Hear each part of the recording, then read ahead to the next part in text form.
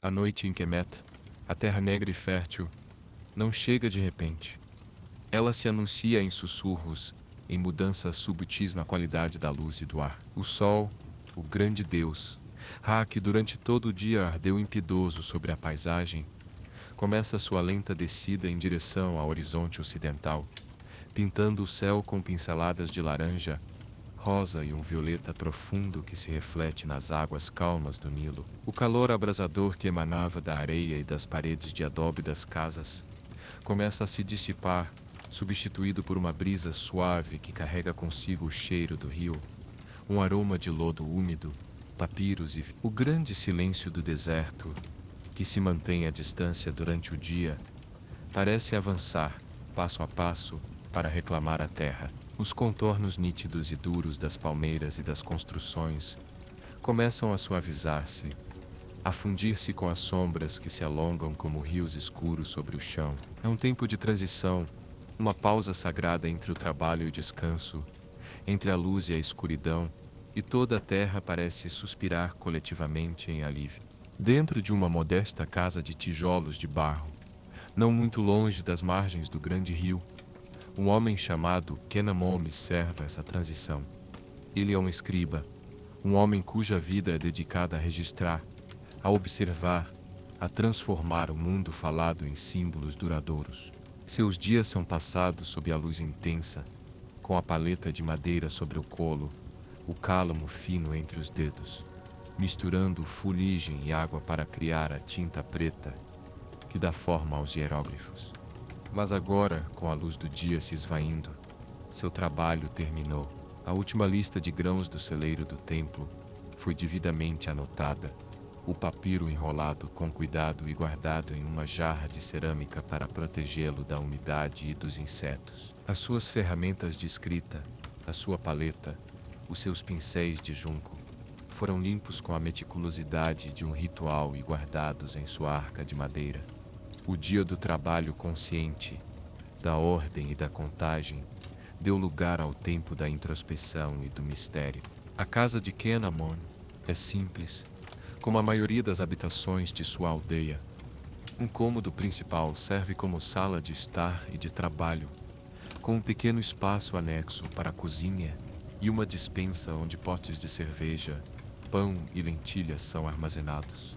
O chão é de terra batida, cuidadosamente varrido e compactado, coberto em algumas áreas por esteiras de junco trançado, que oferecem uma textura áspera, mas limpa sob os pés descalços. As janelas são pequenas aberturas retangulares no alto das paredes. Uma arquitetura engenhosa projetada para deixar a luz difusa entrar durante o dia, mas manter o calor direto do sol e a poeira incessante do deserto do lado de fora. Agora, através delas, apenas um brilho difuso e suave preenche o espaço, suavizando os contornos dos poucos móveis. Um banco baixo de madeira, algumas arcas para guardar tecidos e pertences, e encostada a uma parede, a estrutura de sua cama. As paredes de adobe, que absorveram o calor do dia, agora o irradiam suavemente para dentro, criando um ambiente tépido e reconfortante contra a crescente frescura da noite. O silêncio começa a se aprofundar, mas nunca é absoluto. O silêncio em Kemet é uma tapeçaria tecida com sons subtis, os sons do dia, o barulho estridente do mercado, o chamado dos barqueiros no rio, as vozes agudas das crianças brincando nas vielas dão lugar aos sons da noite. Um coro de insetos, grilos e cigarras. Começa a sua cantoria rítmica e constante, uma pulsação viva que é a própria voz da escuridão. Ocasionalmente, o coaxá grave e solitário de um sapo vem da direção do rio, ou o som seco e rápido de uma lagartixa, uma pequena caçadora noturna, se movendo pela parede em busca de sua presa. Dentro da casa, o único som é o de sua própria respiração, lenta e calma, e o farfalhar suave de suas vestes de linho branco, enquanto ele se move pelo cômodo. Kenamon acende uma pequena lamparina de cerâmica, um recipiente simples com um pavio de linho mergulhado em óleo de rícino. A chama vacila por um instante, lutando contra a corrente de ar criada por seu movimento, Depois se firma, lançando um brilho dourado e trêmulo que dança sobre as paredes de barro. As sombras se alongam e se movem, transformando o ambiente familiar em um lugar de mistério e contornos suaves.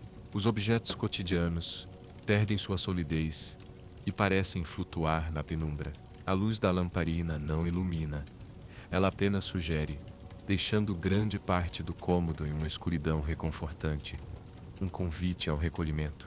Ele se senta na beirada de sua cama, uma estrutura baixa de madeira com tiras de couro trançadas para sustentar uma esteira de linho. Não é um móvel feito para o luxo, mas para a função. Ao lado dela, no chão, repousa um objeto peculiar, algo que para um observador de outro tempo e lugar pareceria estranhamente fora de propósito em um quarto de dormir. É um apoio de cabeça, esculpido em um único bloco de madeira de sicômoro. Sua base é plana e sólida, para lhe dar estabilidade no chão de terra batida.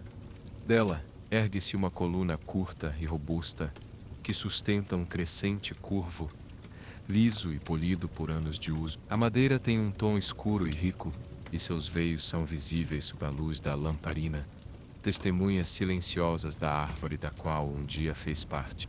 Kenamon passa os dedos pela superfície do crescente de madeira. É fria e dura ao toque, sem a maciez convidativa de um travesseiro. Não cede, não se molda. Exige que o corpo se molde a ela. No entanto, para ele, este objeto é tão essencial para o sono quanto a própria cama. É uma peça de mobiliário íntima e estranha, um guardião silencioso de seus sonhos e o instrumento de uma necessidade prática e espiritual que define a noite nesta terra antiga. Ele o encara por um longo momento, a madeira escura absorvendo a luz bruxuleante da chama. A noite lá fora está completa agora, um vasto manto de escuridão salpicado de estrelas, que parecem mais brilhantes e próximas aqui, longe das grandes cidades. O ar está mais frio, carregando a promessa de descanso e renovação. Mas dormir, para Kenamon e seu povo, não é simplesmente uma questão de fechar os olhos e perder a consciência. É uma jornada, um ritual, uma passagem para outro estado de ser. E este estranho objeto de madeira é um de seus portais mais importantes. A noite apenas começou, e com ela, a lenta e meditativa preparação para o sono, um processo tão antigo e cheio de significado quanto os próprios deuses que governam o céu e a terra de Kemet. O tempo, durante a noite, parece fluir de maneira diferente. As horas não são marcadas pelo movimento do sol ou pelas sombras que se movem, mas pelo aprofundar do silêncio, pela mudança na temperatura do ar e pela posição das constelações na tapeçaria escura do céu. Um mapa divino que guia tanto os navegadores no Nilo quanto as almas no sono. Para Kenamon, a transição do estado de vigília para o sono é um processo gradual, uma descida consciente em camadas de tranquilidade. Não é algo a ser apressado, como se engole um pedaço de pão. É um ritual que envolve o corpo, a mente e o espírito, preparando-o para a jornada misteriosa que está por vir. Uma jornada que ele acredita ser tão real quanto suas caminhadas diárias até o templo. Primeiro vem a purificação. Ele se levanta e vai até um grande pote de cerâmica em um canto do cômodo, onde a água fresca, trazida do poço da aldeia mais cedo naquele dia, repousa fresca e escura.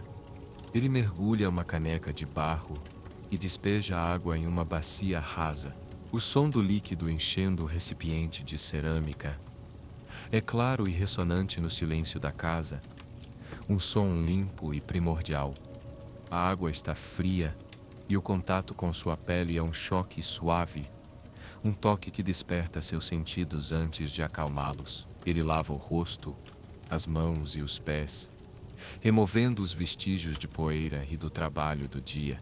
Cada movimento é deliberado, uma ablução que não é apenas física, mas também simbólica. É como se ele estivesse lavando as preocupações do dia, as pequenas ansiedades e os pensamentos mundanos, para que sua mente pudesse estar clara e receptiva para o que viria a seguir. Ele sente a poeira fina do papiro e a fuligem da tinta se dissolverem e serem levadas pela água, e com elas, o peso de suas responsabilidades diárias. O ar agora carrega uma umidade sutil, misturada ao cheiro terroso da cerâmica molhada e ao aroma limpo do linho úmido. Ele se seca com um pano, a textura do tecido familiar e reconfortante contra sua pele. O mundo exterior parece ter desaparecido completamente. Sua casa, com suas paredes grossas de adobe, tornou-se um santuário, um casulo isolado do resto da aldeia adormecida. A única companhia de Kenamon é a chama bruxuleante da lamparina, seu gato Mir, uma criatura de pelos escuros e olhos verdes luminosos, que dorme enroscado sobre uma esteira, e os pensamentos que começam a se aquietar em sua mente, como a poeira que assenta após uma rajada de vento. Ele retora para a cama e senta-se novamente. O leito de madeira e couro trançado não oferece o conforto macio que se poderia imaginar.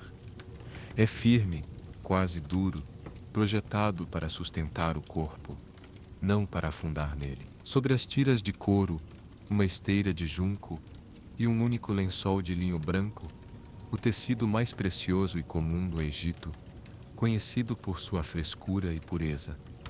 Para as noites mais frias do inverno, haveria um cobertor de lã pesado, mas nesta estação, o linho fresco é mais do que suficiente. O frio do deserto noturno, que pode ser cortante, ainda não se instalou completamente. Agora, o momento crucial, o ato que define o início do descanso.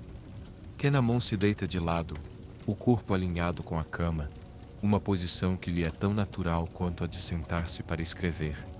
Ele estende a mão e pega o apoio de cabeça. O objeto é pesado e sólido em suas mãos, sua superfície polida pelo uso de incontáveis noites.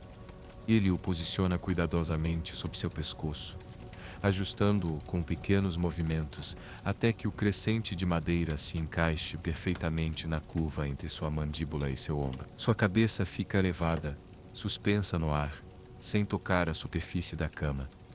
Sua orelha fica livre, aberta aos sons subtis da noite. A sensação é, para os padrões de qualquer outra cultura, profundamente estranha. Não há conforto, apenas suporte. A madeira é inflexível contra a pele e os músculos do pescoço. Qualquer movimento brusco resultaria em desconforto. Um lembrete físico para permanecer quieto. É uma postura que exige quietude, que impõe imobilidade. E é exatamente essa a intenção. Manter a cabeça elevada tinha suas razões práticas, que todos em Kemet compreendiam. Protegia os penteados, elaborados, que para homens e mulheres de certas classes podiam levar horas para serem feitos e eram um sinal de status e beleza. Permitir que o ar circulasse ao redor do pescoço e da cabeça oferecia um alívio refrescante do calor persistente que podia durar até altas horas da noite. E mais importante, mantinha a cabeça e, consequentemente, a boca, o nariz e os ouvidos longe de insetos, escorpiões e outros pequenos seres que poderiam rastejar pelo chão durante a noite. Mas para Kenamon, um homem de pensamento e reflexão, as razões iam muito além do pragmatismo.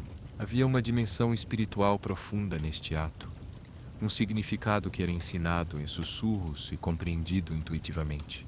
Elevar a cabeça era simbolicamente importante. A cabeça era o centro da vida, da consciência, da identidade, do ser. Mantê-la elevada, mesmo no sono, era uma forma de honrá-la, de mantê-la mais perto do reino dos deuses e mais longe da terra, o reino das coisas corruptíveis e da morte. Durante o sono, acreditava-se que o Ba, um dos aspectos da alma, frequentemente representado como um pássaro com cabeça humana, deixava o corpo para viajar pelo mundo dos espíritos, para visitar os deuses e para se reunir com os ancestrais no campo de Aro. O apoio de cabeça, portanto, funcionava como uma espécie de âncora sagrada, Um pedestal que garantia que a parte mais importante do corpo permanecesse segura, purificada e santificada, pronta para receber o Ba de volta ao amanhecer. Sem o retorno do Ba, o corpo não despertaria. O apoio de cabeça era um farol, um ponto de ancoragem para a alma viajante. Fechando os olhos, Kenamon se concentra na sensação, o ponto de pressão da madeira em seu pescoço, a dureza que o força a relaxar todos os outros músculos, a se entregar à imobilidade. Sua respiração se torna o foco principal de sua consciência. Ele a sente entrar e sair, um ritmo lento e constante, como as marés do grande Nilo. Inspira o ar fresco da noite e expira o calor de seu corpo.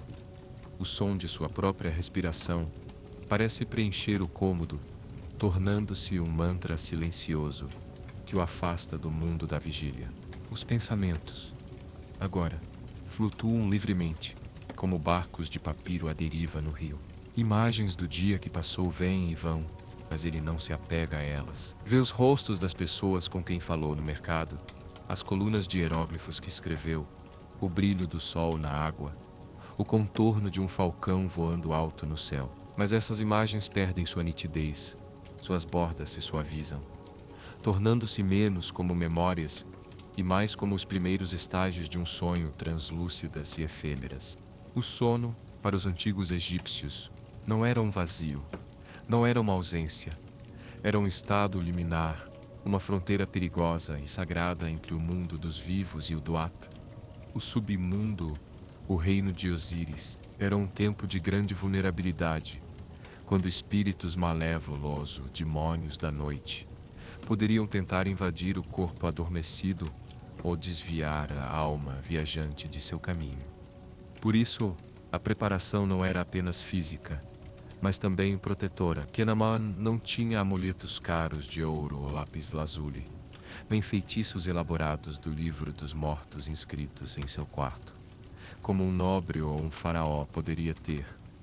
Sua proteção era mais sutil, mais pessoal, tecida em seus pensamentos e em sua fé. Ele visualiza em sua mente o símbolo de Ankh, a chave da vida, imaginando sua forma protetora desenhada na porta de sua casa. Ele pensa em Bes, o deus anão de aparência feroz, com sua juba de leão e sua língua para fora, mas de natureza beniana, o protetor das famílias, das mães e das crianças, e um guardião feroz contra as forças do mal durante a noite. Ele imagina sua figura pequena e poderosa dançando nas sombras do quarto, sua presença afastando qualquer perigo invisível que se aproxime.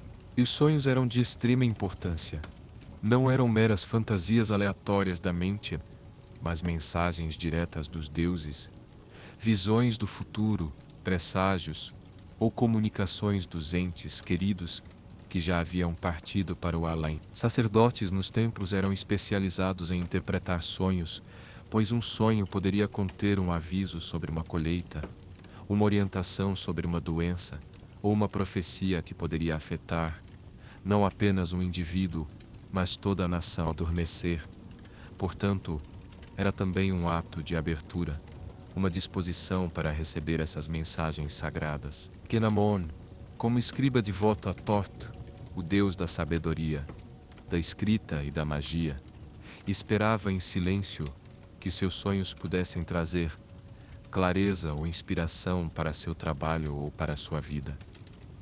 Ele não rezava por isso com palavras, mas abria seu coração para essa possibilidade. A estranheza de sua postura, a cabeça suspensa sobre o suporte de madeira duro, começa a se dissolver. O corpo, com sua sabedoria inata, acostuma-se, a mente aceita. A pressão em seu pescoço se torna um ponto de foco meditativo, um portal para um estado de consciência mais profundo. Os sons da noite se transformam. O canto rítmico dos grilos se torna uma pulsação cósmica, o próprio batimento cardíaco da terra. O vento que sussurra através de uma fresta na parede soa como a voz de deuses distantes, falando em uma língua que ele não pode compreender, mas pode sentir. A escuridão por trás de suas pálpebras não é vazia, mas cheia de padrões e cores que se movem lentamente, como a fumaça de um incenso sagrado subindo em um templo. Enquanto ele desliza para os reinos mais profundos do pré-sono, sua mente se volta para a própria madeira de seu apoio de cabeça. Ele se lembra do dia, muitos anos antes, quando Li e seu pai foram à oficina de Ipu, o carpinteiro, para encomendá-lo. Ele era apenas um jovem aprendiz de escriba na época. A oficina de Ipu era um lugar mágico, cheia do cheiro doce e resinoso de madeira de sicômoro, acácia e tamargueira. A luz do sol entrava em feixes poeirentos, iluminando serragem dançante no ar. Ipu era um homem velho, com a pele enrugada como a casca de uma árvore antiga e mãos que pareciam ter crescido em volta de suas ferramentas. Ele se lembra da conversa. Seu pai explicou que Kenamon precisava de seu primeiro apoio de cabeça real, não mais o simples bloco de madeira de sua infância. Ipu pegou um pedaço de sicômoro, a madeira sagrada de Hathor, a deusa do amor, da alegria e do além. Ele passou a mão pela madeira e disse, com sua voz grave e lenta, um apoio de cabeça não é um móvel, é um companheiro. Ele te segura quando você está mais vulnerável. Ele mantém sua cabeça alinhada com as estrelas, para que seu Ba sempre encontre o caminho de volta. A curva, disse ele, traçando o crescente com um dedo nodoso, deve ser como o abraço da lua, forte mas gentil. Ela não cede, para que você aprenda a se entregar. Ipu trabalhou na peça por semanas, e quando a entregou havia um pequeno olho de Horus, o Ujjat discretamente esculpido na base, um símbolo de proteção e cura que o acompanharia todas as noites. Agora deitado na escuridão, Kenamon pode quase sentir o contorno daquele olho esculpido contra o chão. A memória solidifica a importância do objeto. Não é apenas madeira, é intenção, é proteção, é tradição, é o trabalho das mãos de Ipu, a bênção de Hathor, o símbolo de Horus. Ele sente a presença do Nilo, mesmo sem vê-lo ou ouvi-lo. Sente sua energia vital fluindo através da terra, nutrindo os campos de trigo e cevada, sustentando a vida em meio ao deserto implacável. Pensa na jornada noturna de Ra, o Deus Sol, que neste exato momento está viajando em sua barca solar pelo submundo. O Duat, uma paisagem perigosa e escura. Ele está lutando contra a serpente monstruosa do caos. A Pep, que tenta a cada noite engolir a barca e mergulhar o universo na escuridão eterna. A noite, para os egípcios, não era um tempo de ausência de luz, mas um tempo de uma batalha cósmica essencial. E cada pessoa adormecida era, de certa forma, uma participante silenciosa e um beneficiário dessa luta pela renovação. O sono de Kenamon e de todos em Kemet era um ato de fé, fé de que Ra e seus defensores, como o poderoso Set, seriam vitoriosos, de que a ordem, ou Mat, prevaleceria sobre o caos e de que amanhã traria de volta a luz e a vida. Seu corpo está pesado agora, entregue completamente à cama de madeira. Sua mente está à deriva, solta de suas amarras conscientes. A estranha dureza do apoio de cabeça tornou-se um ponto de estabilidade em um oceano de sensações flutuantes. Ele não está mais em sua pequena casa de adobe. Ele está na fronteira de outro mundo. Um mundo tecido de símbolos, memórias e divindade. Ele está deslizando para o sono, um estado que é, ao mesmo tempo, um descanso profundo, uma prática espiritual e uma aventura noturna da alma. E o guardião dessa passagem, o objeto que garante sua segurança e sua postura sagrada, é aquele pedaço de madeira esculpida, tão esquisito e tão essencial, que embala sua cabeça na escuridão silenciosa. O sono, finalmente, o envolve em seu abraço profundo e misterioso, e a jornada através da noite realmente começa. A respiração de Kenamon torna-se quase imperceptível. O gato Mio, sentindo a mudança na energia do quarto, abre os olhos por um instante, suas pupilas verdes brilhando na penumbra, como duas pequenas luas, antes de se aninhar mais profundamente em seu próprio sono. A chama da lamparina de óleo, lança uma última e longa sombra dançante na parede antes de se extinguir com um pequeno estalo, mergulhando o quarto na escuridão completa e absoluta. Uma escuridão que não é de fim, mas de trânsito. O ventre da noite de onde o novo dia inevitavelmente nascerá. O corpo de Kenamon repousa imóvel e vulnerável, mas sua consciência, seu Ba, está livre. O sonho que se desdobra não é uma narrativa clara e linear, como as histórias que ele escreve, mas uma tapeçaria de sensações e imagens vívidas, como só os sonhos dados pelos deuses podem ser. Ele se vê caminhando, não com os pés, mas flutuando a um palmo do chão, por um campo de juncos altos, muito mais altos do que qualquer um que ele já tenha visto nas margens do Nilo. As hastes são de um verde esmeralda, luminoso, e o som do vento passando por elas é como uma música, cada haste produzindo uma nota diferente, uma sinfonia celestial e serena. O céu acima não é azul nem preto, mas um dourado líquido, como mel derretido, que pulsa com uma luz suave e constante. Ele sabe, com a certeza absoluta que só se tem nos sonhos, que este é o campo de Aro, o paraíso onde as almas, justificadas, vivem eternamente após passarem pelo julgamento de Osíris. Ele não sente medo, nem surpresa, apenas uma paz profunda e ressonante, uma sensação de pertencimento, de ter voltado para casa. Ele vê figuras ao longe, vestidas com um linho branco e imaculado, seus rostos serenos e iluminados por uma luz interior. Ele reconhece alguns deles: seu avô, um oleiro, cujas mãos estavam sempre cobertas de argila do Nilo, agora estão limpas e perfeitas. Uma vizinha que partiu na última estação da inundação, agora jovem e saudável. Eles não falam com a boca, mas se comunicam através de um entendimento silencioso, um aceno de cabeça, um sorriso que transmite toda uma vida de memórias e afeto. A comunicação é instantânea, completa, sem a ambiguidade das palavras que ele tão cuidadosamente inscreve em seus papiros durante o dia. O apoio de cabeça em seu sonho transforma-se. Ele se torna uma barca em miniatura, feita da mesma madeira de sicômoro, mas agora flutuando sobre as águas calmas de um afluente do Nilo celestial, que brilha com a mesma luz dourada do céu.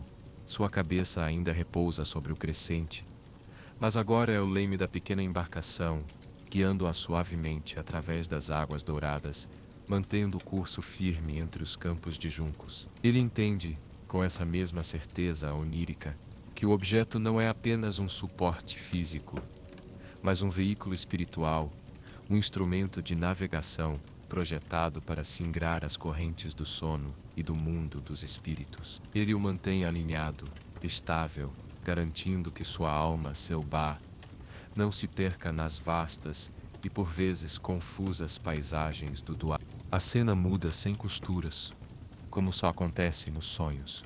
Agora ele está em um grande salão, cujas colunas são papiros gigantescos de pedra, que tocam um teto que é um mapa exato do céu noturno, com todas as constelações brilhando. No centro, Tos, o deus com cabeça de íbis, seu patrono divino, está diante de uma enorme balança de ouro. De um lado da balança, uma única pena branca, a pena de Maat, que representa a verdade, a ordem e a justiça. Do outro lado, um coração humano, o Itenamano, observa, como um estudante silencioso, enquanto o coração de um recém-chegado é pesado.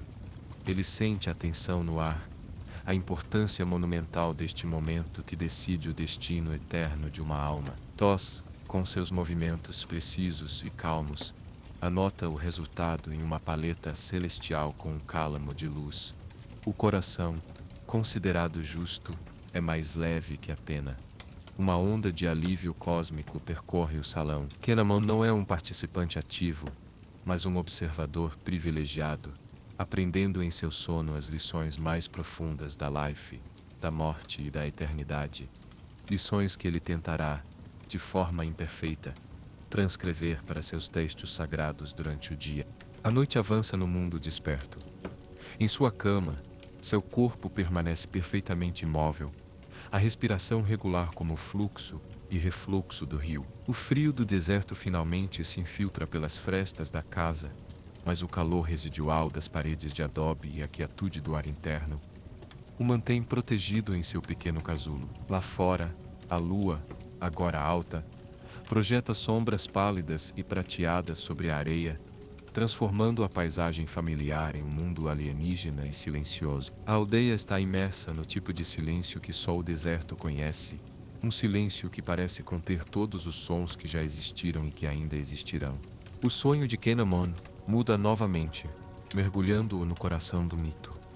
A paz do campo de Aro e a solenidade do Salão das Duas Verdades dão lugar a algo mais primordial e caótico. Ele está na barca de Ra, a grande barca solar chamada Manjet, junto com o Deus Sol, cuja cabeça de falcão é coroada por um disco solar flamejante, e outras divindades. A escuridão ao redor é palpável, uma entidade viva e faminta.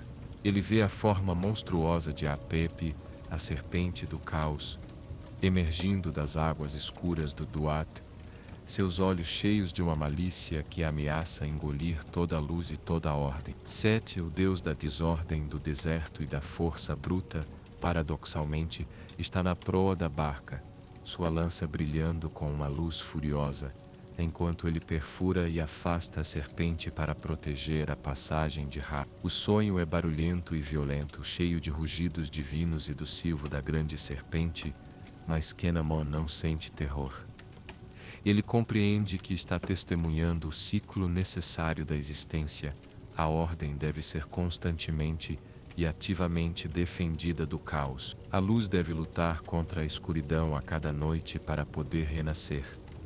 Seu próprio sono, sua própria pequena jornada noturna, é um eco minúsculo dessa batalha cósmica. Ele sente a madeira do apoio de cabeça sob seu pescoço, mesmo no meio desse caos onírico.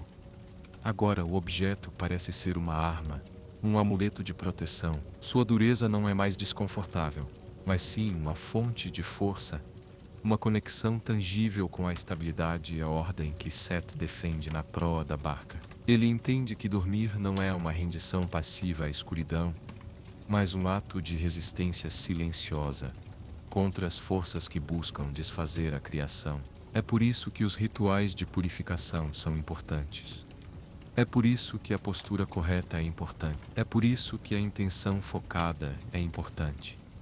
Tudo está conectado em uma teia invisível de significado.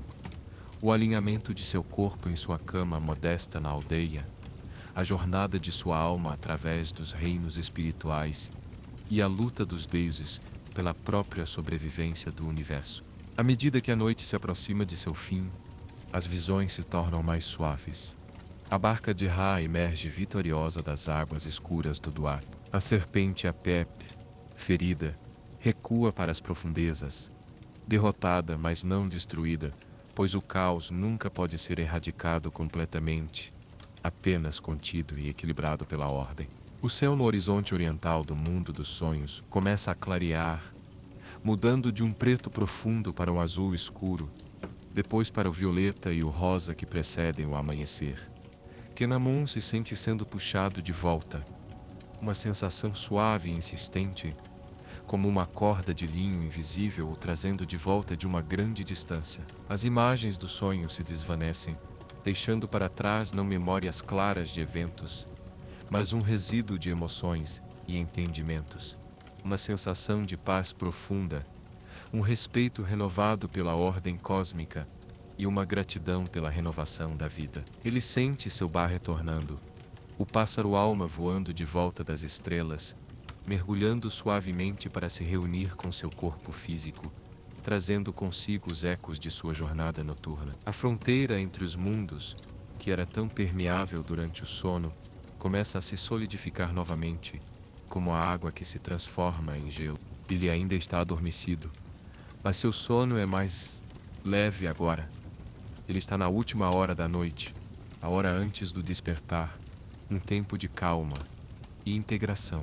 A dureza do apoio de cabeça de sicômoro é a primeira sensação puramente física, que começa a registrar-se em sua consciência que retorna lentamente, Não é mais um portal, um veículo ou uma arma, mas simplesmente um pedaço de madeira. Um pedaço de madeira estranho, desconfortável e ainda assim absolutamente essencial, que o guiou com segurança através das paisagens misteriosas e, por vezes, perigosas da noite egípcia.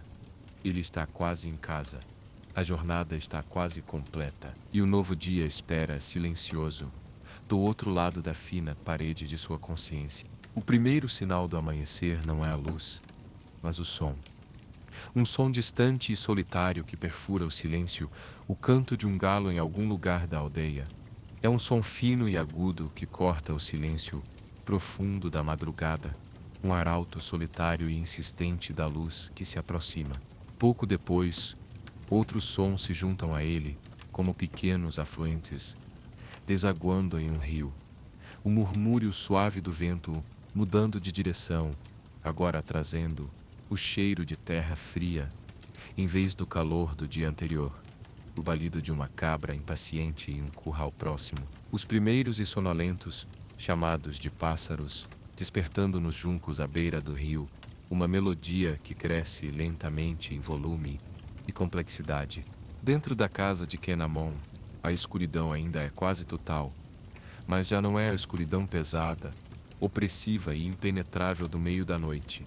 É uma escuridão mais leve, mais fina, que parece conter em si a promessa de luz. Lentamente, a consciência de Kenamon emerge das profundezas do sono, subindo camada por camada, como alguém que sobe de um poço profundo em direção à superfície, passando da inconsciência para o sonho, do sonho para a semiconsciência e, finalmente, para a beira da vigília. A primeira coisa que ele percebe é a sensação física de seu corpo, o invólucro de barro que abrigou sua alma durante a noite, a dureza inabalável do apoio de cabeça contra a pele sensível de seu pescoço, a aspereza da esteira de linho sob suas costas, o ar frio da manhã em seus braços e rosto expostos. São sensações primordiais e familiares. O alicerce de sua realidade desperta. Ele permanece imóvel por um longo momento, com os olhos ainda fechados, permitindo que o mundo dos sonhos se dissipe completamente como a névoa sobre o Nilo ao amanhecer, vívida por um instante, mas se desfazendo rapidamente à medida que a luz e a consciência se firmam. Ele não se lembra dos detalhes da jornada de seu bar, das conversas silenciosas ou das batalhas cósmicas.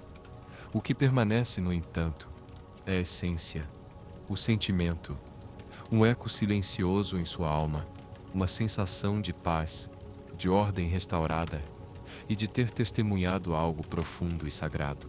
Ele abre os olhos. O quarto ainda está em penumbra, mas as pequenas janelas, retangulares no alto da parede, já não são retângulos de escuridão, mas de um cinza azulado pálido e luminoso. A luz está retornando. Ra triunfou mais uma vez sobre a Pepe. O ciclo continua, infalível e eterno. Uma sensação de gratidão tranquila e humilde o preenche. Passar a noite em segurança e despertar novamente não era algo garantido. Era uma bênção diária, uma prova da estabilidade de Ma'at, a ordem divina que governava o universo, desde o movimento das estrelas até o bater de seu próprio coração. Com um movimento lento e deliberado, um movimento que é um ritual em si, ele ergue a cabeça do apoio de madeira e rola o pescoço de um lado para o outro, sentindo os músculos se esticarem e o sangue fluir novamente. O alívio da pressão constante é imediato e prazeroso. Ele se senta na beirada da cama, o lençol de linho caindo sobre seu colo.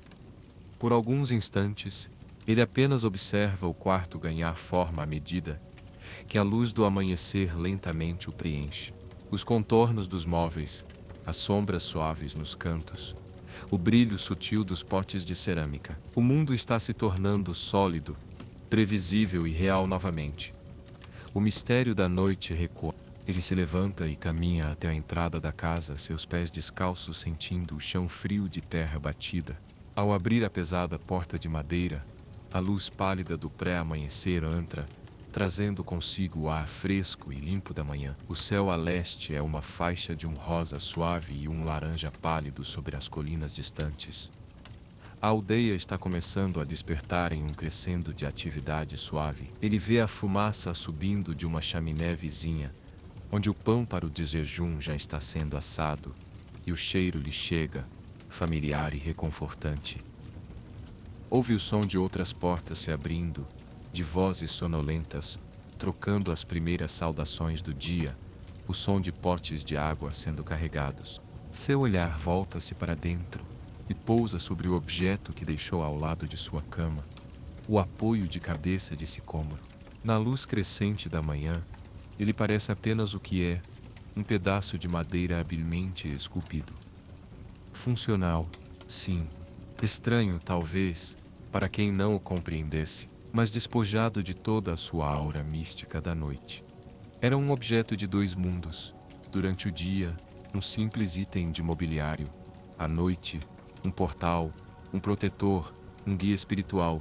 Essa dualidade não o incomodava nem o surpreendia. Pelo contrário, era a essência de sua visão de mundo, a compreensão de que tudo o que existe tem seu aspecto físico e seu aspecto espiritual, o visível e o invisível, o corpo e a alma. O sono no Antigo Egito era, de fato, muito mais esquisito do que parecia. Não era um mero descanso para um corpo cansado, uma interrupção da vida.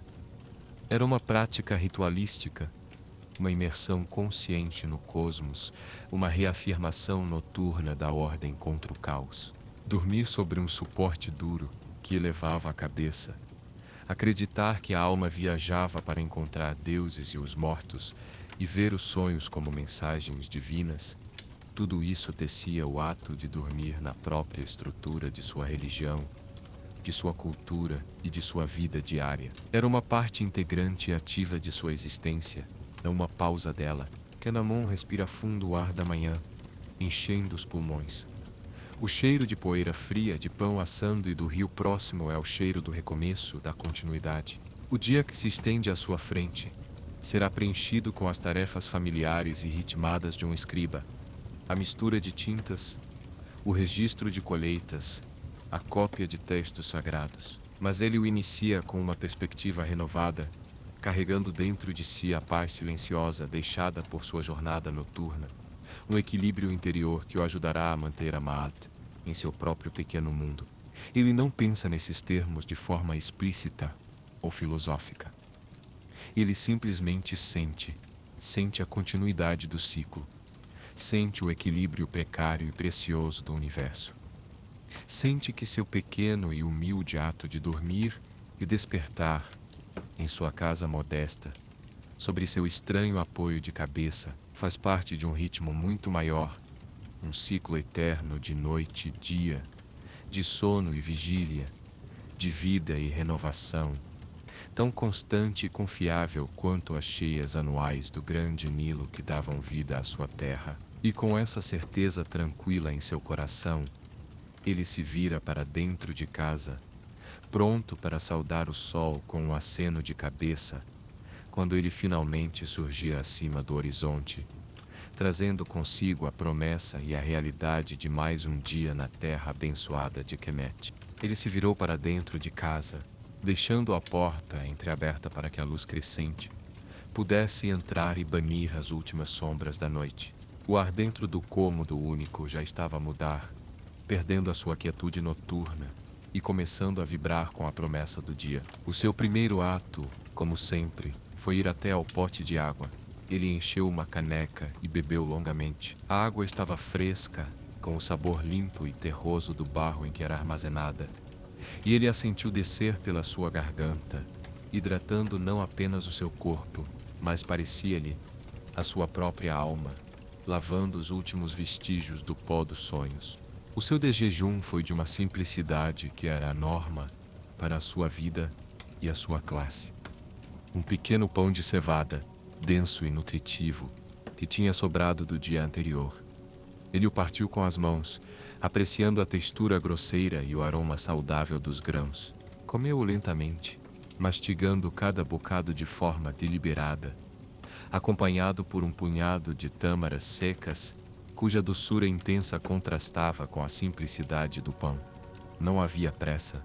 Comer era um ato de reabastecimento, uma forma de honrar o corpo que lhe permitia trabalhar e existir. Enquanto comia, sentado no banco baixo de madeira, o seu gato, Mio, despertou completamente. O animal espreguiçou-se com uma lentidão luxuosa, o seu corpo escuro alongando-se até ao limite, antes de saltar elegantemente para o chão e vir esfregar-se nas pernas de Kanamon, o seu ronronar um motor suave e vibrante que enchia o pequeno espaço. Kanamon partilhou um minúsculo pedaço do seu pão, um gesto de companheirismo silencioso entre o homem e a criatura sagrada. Terminada a refeição, ele preparou-se para sair. Vestiu uma túnica de linho limpa, o tecido fresco e ligeiramente áspero contra a sua pele. Verificou se a sua paleta de escriba estava segura na sua bolsa de couro, juntamente com os seus cálamos de junco e um pequeno pote de água para misturar a tinta. Cada objeto era verificado não por hábito, mas por um sentido de dever. As suas ferramentas eram uma extensão de si mesmo, os instrumentos através dos quais ele impunha a ordem no caos da fala e dos eventos, transformando-os em registros permanentes. Ele saiu de casa, fechando a porta de madeira atrás de si, e a luz do sol, agora já acima do horizonte, saudou-o com um calor suave e dourado. A sua caminhada até ao complexo do templo era curta, mas era uma jornada através de um mundo que despertava. A aldeia fervilhava agora com uma vida. Mulheres caminhavam de Ei para o poço, os seus potes de água habilmente equilibrados na cabeça, as suas vozes criando uma melodia de conversas matinais. Crianças corriam pelas vielas poeirentas, os seus risos agudos ecoando nas paredes de adobe. O cheiro de pão a assar estava mais forte agora, misturado com o odor dos animais, cabras, burros e algumas vacas, e o cheiro onipresente do Nilo, um aroma complexo de água, lodo e vegetação em decomposição que era, para Kanamon, o próprio perfume da vida.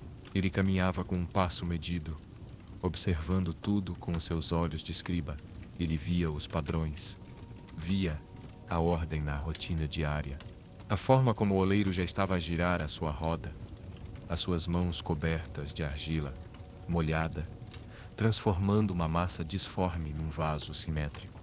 Via como o pescador remendava as suas redes, os seus dedos movendo-se num padrão complexo e repetitivo. Tudo era um reflexo de Ma'at, a ordem divina.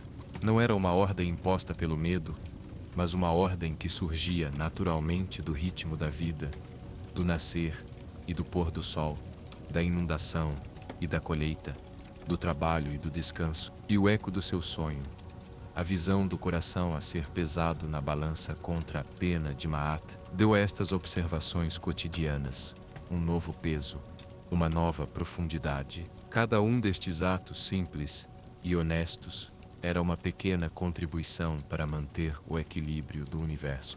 Ao aproximar-se do templo, a atmosfera mudava. O barulho da aldeia diminuía, substituído por um silêncio reverente. Os muros do templo eram mais altos e mais grossos do que os das casas, criando um enclave de paz e propósito. Ele passou pelo portão principal, acenando com a cabeça para os guardas, e entrou no pátio exterior. O ar aqui parecia mais limpo, perfumado com o incenso que queimava dia e noite nos altares. O som dos seus pés descalços nas lajes de pedra era o único som que ele fazia. O seu local de trabalho não era dentro do santuário principal, que era reservado aos sacerdotes de mais alto escalão, mas num pórtico coberto, uma área de colunatas que oferecia sombra e uma brisa fresca. Outros escribas já estavam nos seus postos, sentados no chão, cada um no seu próprio mundo de papiro e tinta.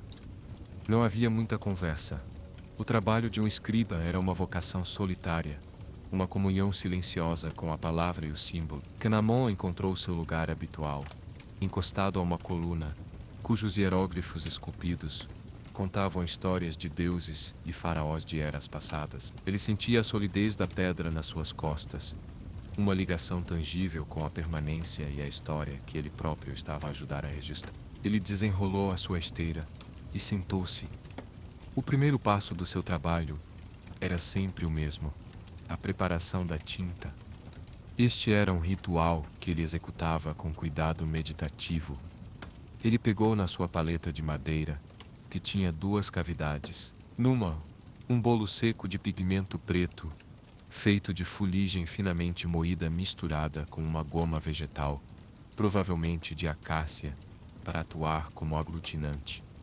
Na outra, um bolo de pigmento vermelho, feito de ocre moído, usado para títulos, datas e para destacar palavras de importância. Ele mergulhou a ponta de um dos seus pincéis de junco no pequeno pote de água e depois tocou-o suavemente no bolo de tinta preta. Ele moveu o pincel em pequenos círculos, pacientemente, dissolvendo o pigmento seco, transformando-o de um sólido inerte num líquido vivo e escuro.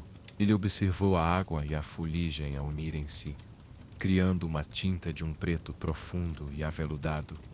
Era um ato de criação em miniatura. Pegarem elementos da terra, fuligem do fogo, goma da árvore, água do rio e transformá-los na substância que podia capturar o pensamento, a história e a própria eternidade. A sua mente estava completamente focada neste pequeno ato. O cheiro ligeiramente acre da tinta de fuligem encheu o ar à sua volta. Um perfume que para ele era mais reconfortante do que qualquer perfume floral. Quando a tinta atingiu a consistência perfeita, nem muito espessa para fluir, nem muito fina para borrar, ele limpou o pincel e preparou-se para escrever. Pegou num rolo de papiro fresco. Ele o desenrolou cuidadosamente sobre as lajes de pedra, o material a emitir um som seco e sussurrante. A superfície do papiro era de um creme pálido, composta por tiras da medula da planta do papiro, prensadas juntas em ângulos retos. Ele podia ver a textura da grade de fibras, um testemunho do trabalho manual que o tinha criado. Ele alisou-o com a palma da mão, sentindo a sua superfície única, não perfeitamente lisa como a pedra polida, mas com uma textura orgânica que acolhia a tinta.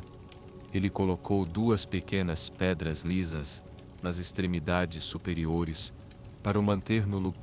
A sua tarefa de hoje era copiar um trecho de um dos ensinamentos de Ptah-hotep, um texto de sabedoria que oferecia conselhos sobre como viver uma vida justa e em conformidade com a ata. Era um trabalho que ele apreciava muito mais do que as listas de inventário. Era um trabalho que nutria a sua alma. Ele mergulhou a ponta do seu melhor cálamo na tinta preta, a ponta do pincel, que ele próprio tinha mastigado e aparado para obter a finura perfeita. Absorveu o líquido escuro. Ele ergueu-o e por um momento observou a gota de tinta que se agarrava à ponta, um ponto de potencial puro, um universo de palavras não ditas. Então, ele começou a escrever. A sua mão movia-se com uma graça e segurança nascidas de anos de prática incessante. Não havia hesitação. Cada hieróglifo era formado por uma série de traços precisos e fluidos. A coruja, o junco em flor, a víbora cornuda, o pão, a boca humana, não eram apenas imagens para ele. Cada um era um som, uma ideia, uma peça de um quebra-cabeças divino que formava a linguagem. O som do seu pincel a mover-se sobre o papiro era um sussurro suave, um sh rítmico que era o único som no seu universo imediato. Ele escreveu a frase: "Não te orgulhes do teu conhecimento." A sua mão formou o símbolo para orgulho, depois para conhecimento. Enquanto escrevia, ele refletia sobre as palavras. Lembrou-se do seu sonho, da sua jornada como observador no Salão das Duas Verdades, que era todo o seu conhecimento, todo o seu meticuloso registro de grãos e oferendas, comparado com a sabedoria cósmica de Thoth. A frase, que ele já tinha escrito dezenas de vezes, ressoou nele com uma nova humildade. O seu trabalho não era uma demonstração do seu próprio saber, mas um serviço a um saber muito maior. A sua concentração era total. O mundo exterior desvaneceu-se. O calor crescente do dia, o zumbido de uma mosca augures perto, as figuras distantes de outros sacerdotes a atravessar o pátio, tudo isso se tornou um pano de fundo desfocado. O seu mundo reduziu-se à área iluminada do papiro à sua frente, à ponta do seu pincel e ao fluxo de tinta preta a formar símbolos perfeitos. Ele sentia uma conexão profunda com a linhagem de escribas que o precederam, homens que se sentaram como ele, sob o mesmo sol, escrevendo as mesmas palavras sagradas, participando na mesma tarefa monumental de manter a civilização unida através da palavra escrita. Ele mergulhava o pincel na tinta, desenhava alguns hieróglifos e depois mergulhava novamente. O ritmo era hipnótico. Mergulhar, traçar, mergulhar, traçar. Era uma dança da mão e da mente. Ele não estava a pensar conscientemente na forma de cada símbolo. Os seus músculos sabiam, a sua mão lembrava-se. Era um conhecimento que estava para além do pensamento, um conhecimento gravado no seu próprio corpo. Quando chegou a um ponto que exigia o uso de vermelho, ele limpou meticulosamente o seu pincel e repetiu o processo com um pigmento de ocre. O vermelho era a cor do poder, do perigo, do deserto e do sangue. Era usado com moderação e intenção. Ao pintar o título da seção, a cor vibrante destacou-se contra o creme do papiro e o preto da tinta, um ponto de foco que guiava o olho do leitor. A justaposição das duas cores, preto e vermelho, representava a dualidade da própria existência, Kemet, a terra negra e fértil, e Deshet, a terra vermelha e estéril do deserto. Vida e morte, ordem e caos, tudo contido numa única folha de papiro. As horas passavam, marcadas apenas pelo movimento lento das sombras das colunas no chão do pórtico. Kenamon estava perdido no seu trabalho, num estado de fluxo que era a sua forma mais profunda de meditação. Ele não sentia fome nem sede. Sentia apenas o propósito, sentia a satisfação silenciosa de criar algo belo e ordenado, de dar uma forma tangível à sabedoria dos seus antepassados. O seu apoio de cabeça, deixado para trás na sua casa escura e silenciosa, parecia um objeto de outro mundo, de outra vida. Mas a verdade era que a quietude e a estabilidade que o objeto lhe impunha durante a noite eram o que lhe permitia ter a firmeza de mão e a clareza de mente durante o dia. A jornada noturna da sua alma alimentava o trabalho diurno das suas mãos. O descanso estranho e ritualizado era a fundação sobre a qual a sua vida de ordem e precisão era construída. Eram duas metades de um todo, o dia e a noite, a escrita e o sonho, o escriba e o viajante da alma, inseparavelmente ligados no ciclo eterno que era a vida nas margens do grande e sagrado rio Nilo. E o sol, agora alto e branco no céu, continuava a sua jornada indiferente, enquanto Kenamon, no seu pequeno canto de sombra, continuava a sua, traço a traço, símbolo a símbolo. O sol atingiu o seu zênite, o ponto mais alto no céu, e o seu calor tornou-se uma presença física, uma manta pesada e ofuscante sobre a terra de Kemet. O brilho era tão intenso que as cores pareciam desvanecer-se, lavadas por uma luz branca e implacável. No pátio do templo, o ar tremeluzia sobre as lajes de pedra, e o silêncio aprofundou-se.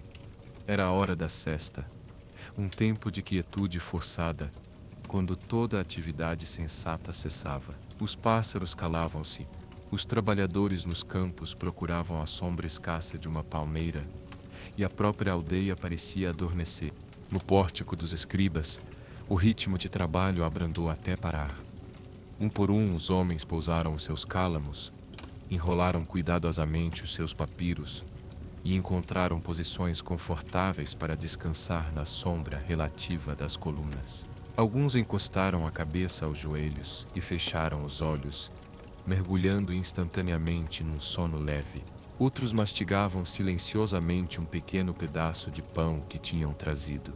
A energia do meio-dia era de lassidão, de entrega ao poder do Deus Sol na sua forma mais opressiva. Kenamon também sentiu o peso do calor e a necessidade de parar. Ele completou o hieróglifo em que estava a trabalhar, garantindo que a última linha estava perfeita. Depois, limpou o seu pincel com a mesma atenção meticulosa de sempre, não querendo que a tinta secasse e endurecesse as delicadas fibras de junco. Ele colocou o pincel ao lado da sua paleta e cobriu o seu papiro com um pano de linho para o proteger da poeira e do brilho. O seu trabalho, por agora, estava em pausa. Ele inclinou-se para trás, apoiando as costas e a cabeça na superfície fria e sólida da coluna de pedra. Os hieróglifos esculpidos pressionavam ligeiramente as suas costas, e ele podia sentir os contornos de um deus com cabeça de falcão, Horus, o vigilante. O contraste entre a pedra fria e o ar quente era agradável. Ele fechou os olhos, mas não dormiu.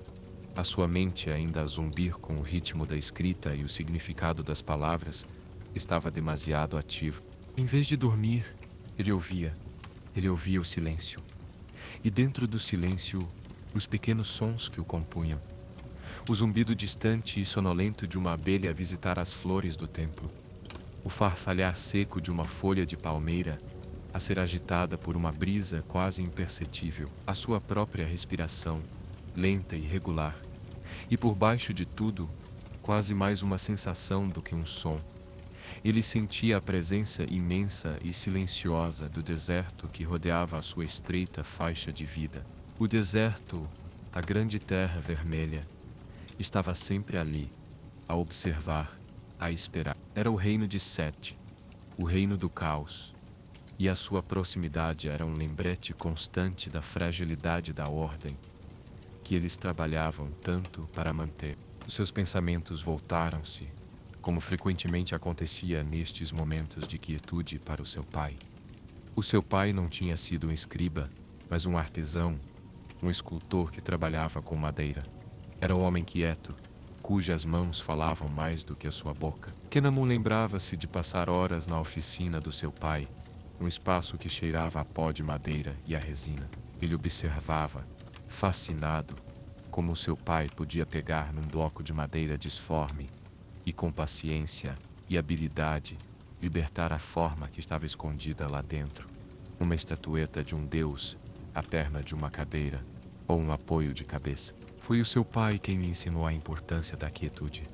Para encontrar a forma na madeira, dizia ele, com a sua voz baixa, você não pode apressá-la. Você tem que ouvir a madeira. Tem que sentir os seus veios, a sua força, a sua fraqueza. Você tem que ser mais paciente do que a própria árvore. Kenamun percebeu que o mesmo se aplicava à sua própria arte. Para formar um hieróglifo perfeito, ele não podia apressar a sua mão.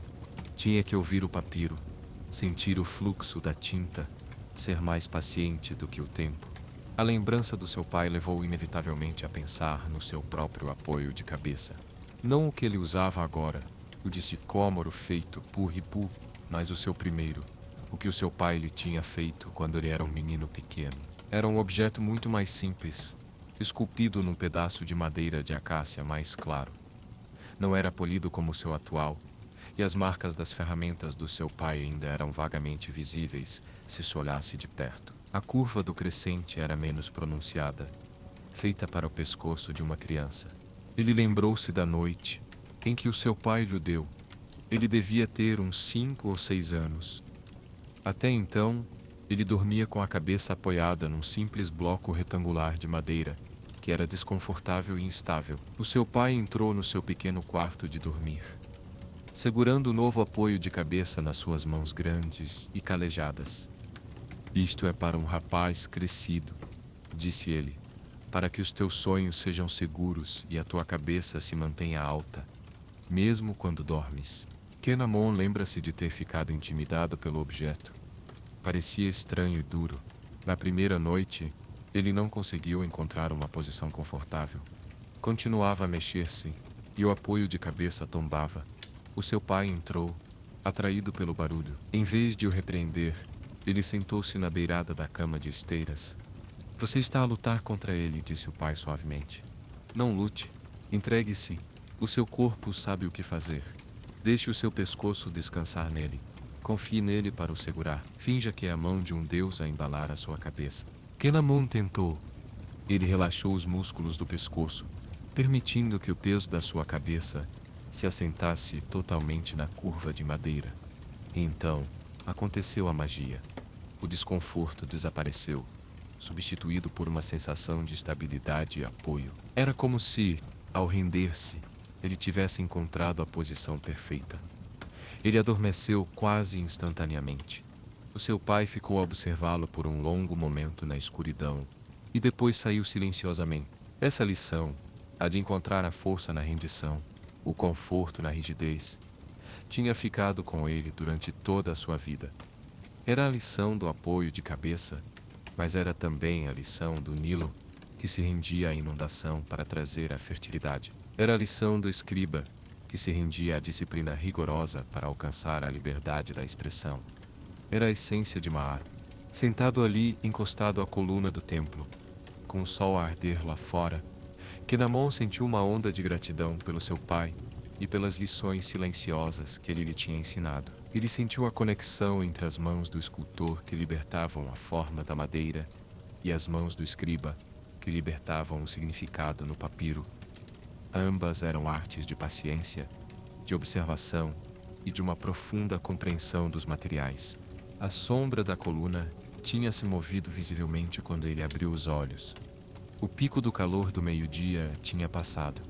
O ar, embora ainda muito quente, tinha perdido a sua qualidade opressiva. No pórtico, os outros escribas começaram a mexer-se, a espreguiçar-se e a preparar-se para retomar o trabalho. A pausa tinha terminado. O ritmo da vida estava a recomeçar. Kenamon pegou novamente no seu papiro. As palavras de Ptahhotep pareciam ainda mais profundas agora. "Sê um artista nas tuas palavras", dizia uma passagem que ele estava prestes a copiar. Ele olhou para os hieróglifos que já tinha desenhado. Eram limpos, precisos, ordenados. Mas seriam eles artísticos? Ele pensou nisso por um momento. A arte, para ele, não estava na ornamentação ou na elaboração desnecessária. A arte estava na clareza. Estava na forma perfeita que comunicava a ideia da maneira mais direta e harmoniosa possível. A beleza estava na própria ordem, na pureza da linha, no equilíbrio do espaço em branco e da tinta preta. Sim, ele concluiu. O seu trabalho era a sua arte. Ele retomou a sua escrita, a sua mão a mover-se com uma confiança renovada. A tarde avançava lentamente. A luz do sol começou a adquirir um tom mais dourado. As sombras alongaram-se e uma brisa mais consistente começou a soprar do norte, trazendo um alívio bem-vindo. O trabalho do dia estava a chegar ao fim. Kenamon trabalhou de forma constante, preenchendo a coluna de texto com hieróglifos que eram tão uniformes e bem espaçados que pareciam ter sido impressos e não desenhados à mão. Quando o sacerdote supervisor passou para inspecionar o trabalho, ele parou atrás de Kenamon. O sacerdote, um homem mais velho, chamado Pentu, era conhecido pela sua exigência e pelo seu olho crítico. Ele observou o papiro em silêncio por um longo momento. Kenamon não parou de escrever, mas sentiu a presença do homem como um peso nas suas costas. Ele manteve a sua mão firme, a sua respiração calma. Finalmente, Pentu fez um pequeno som de aprovação na sua garganta. "Bom, Kenamon", disse ele, a sua voz seca como a poeira. "A sua linha é firme, Tos ficaria satisfeito." O elogio, vindo de Pentu, era raro e valioso. Kenamon sentiu uma pequena onda de calor no seu peito, uma satisfação silenciosa. Ele inclinou a cabeça em reconhecimento, mas não disse nada. O trabalho falava por si. Quando o sol tocou as copas das palmeiras mais distantes, o dia de trabalho foi declarado encerrado. Kenamon limpou as suas ferramentas pela última vez, com um cuidado que beirava a reverência. Ele enrolou seu papiro, agora quase completo, e amarrou-o com uma fita de linho. Ele sentia o cansaço nos seus ombros e nas suas costas, a tensão nos seus dedos, mas era um cansaço bom. O cansaço de um dia de trabalho com propósito. Ao sair do complexo do templo, o mundo parecia diferente de quando ele tinha chegado. A luz era suave e dourada, e as sombras eram longas e azuis. O ar estava mais fresco e cheio de atividade. As pessoas regressavam dos campos e das oficinas, as suas vozes mais altas e mais animadas do que de manhã. O cheiro de cozinhas a preparar a refeição da noite enchia o ar. O aroma de lentilhas a cozer, de peixe a grelhar, de cebolas a fritar, era o cheiro da comunidade, da vida familiar, do fim de mais um ciclo diário. Ele caminhou para casa, desta vez sentindo-se parte do fluxo de pessoas, em vez de um observador separado. Ele trocou saudações com os vizinhos. Parou para ouvir um pedaço de uma história que um velho contava a um círculo de crianças de olhos arregalados. Ele sentiu a teia de vidas que compunham a sua aldeia, cada fio ligado aos outros.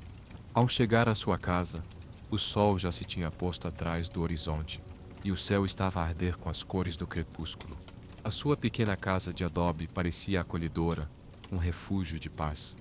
Ele entrou e a quietude envolveu-o. O seu gato, Mil, saudou-o à porta, miando e esfregando-se nas suas pernas. Ele acendeu a sua lamparina de óleo, e a chama trêmula trouxe o quarto à vida, tal como na noite anterior.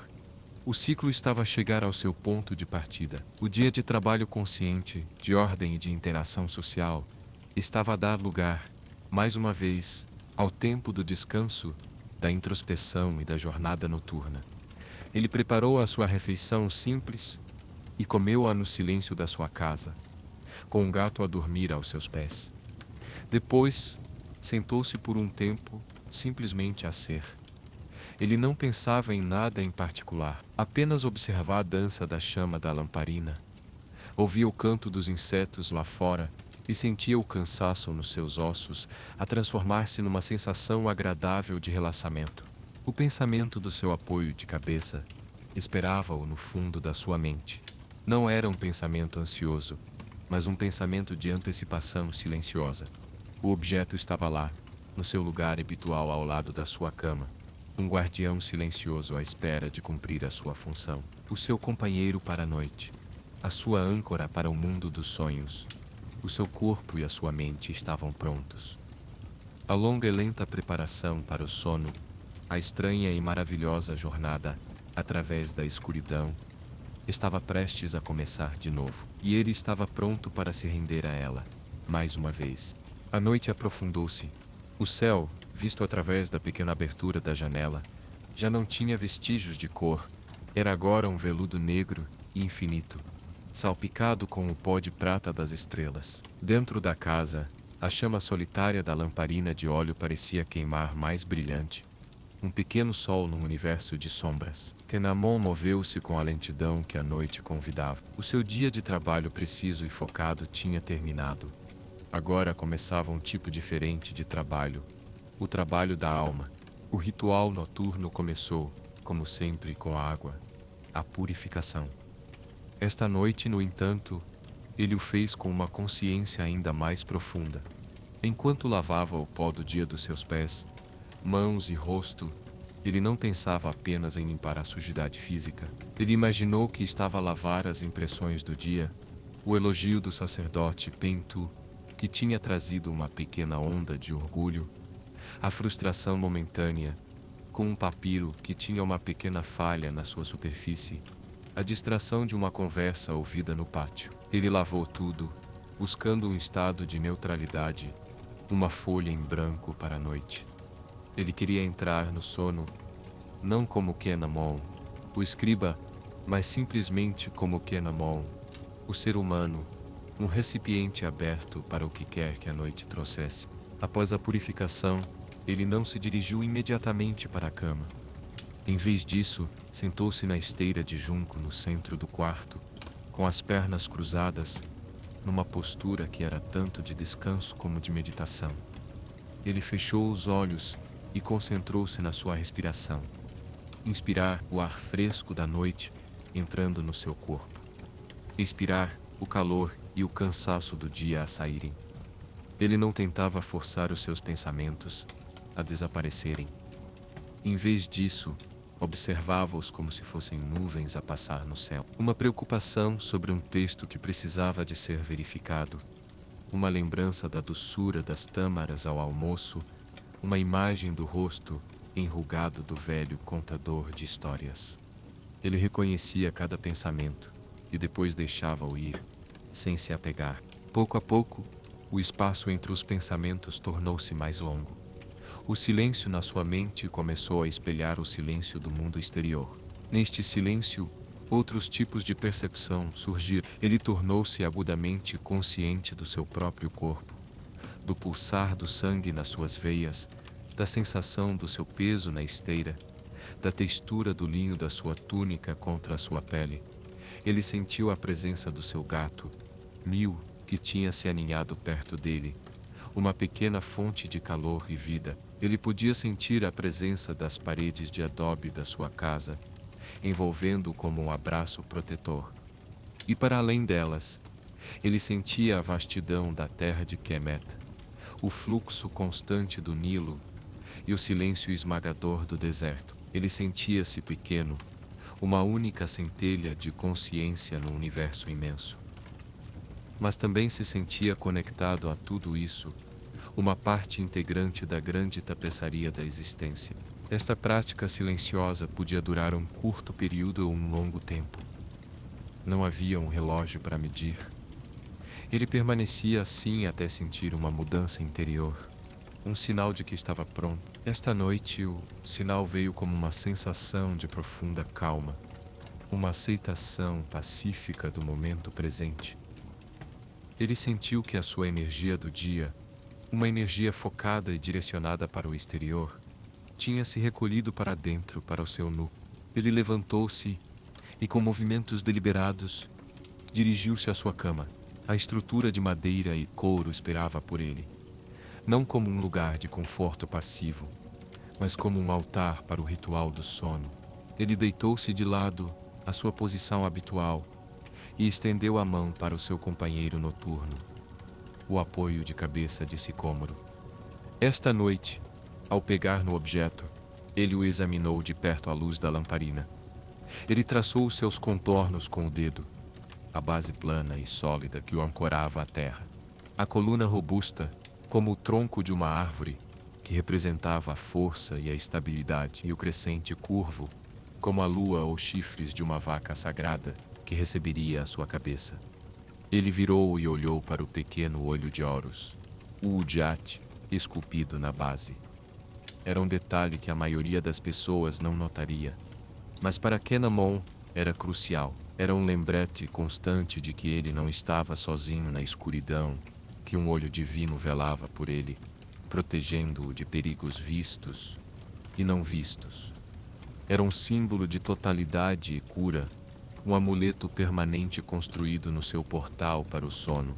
Ele posicionou o apoio de cabeça, o crescente de madeira, encontrando o seu lugar familiar na curva do seu pescoço. A dureza inicial, como sempre, estava lá, um choque para os sentidos, um lembrete físico de que esta não era uma jornada para os fracos. Exigia intenção, exigia rendição. Ele fechou os olhos e entregou o peso da sua cabeça à madeira. Ele concentrou-se no ponto de contato, a pressão da madeira na sua pele. Inicialmente era apenas uma sensação física, mas enquanto ele se deitava ali respirando lenta e profundamente, a sensação começou a transformar-se. A pressão tornou-se um ponto de foco, um portal. Ele imaginou que toda a tensão do seu corpo, a dos seus ombros cansados da escrita, a das suas pernas cansadas da caminhada, estava a ser drenada através desse único ponto, a sair dele e a ser absorvida pela terra, por baixo. O apoio de cabeça não era apenas um suporte, era um condutor. A sua audição, intensificada pela posição da sua cabeça, que deixava a orelha exposta, tornou-se o seu principal sentido. Ele podia distinguir as diferentes texturas do silêncio. Havia o zumbido agudo e constante dos grilos, o coachar ocasional e melancólico de um sapo, e o farfalhar quase inaudível do vento nas folhas secas do telhado. E por baixo de tudo isso, ele começou a ouvir um som novo, ou talvez um som que sempre esteve lá, mas que ele só agora conseguia discernir. Era um zumbido muito baixo, Uma vibração profunda que parecia vir do próprio chão. Era a terra a respirar, era o som do Nilo a fluir a quilômetros de distância. Ou era o som do seu próprio sangue a pulsar nos seus ouvidos, amplificado pelo silêncio. Ele não sabia, e não importava.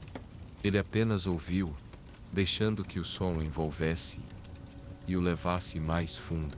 Os sonhos desta noite não foram tão épicos ou mitológicos como os da noite anterior.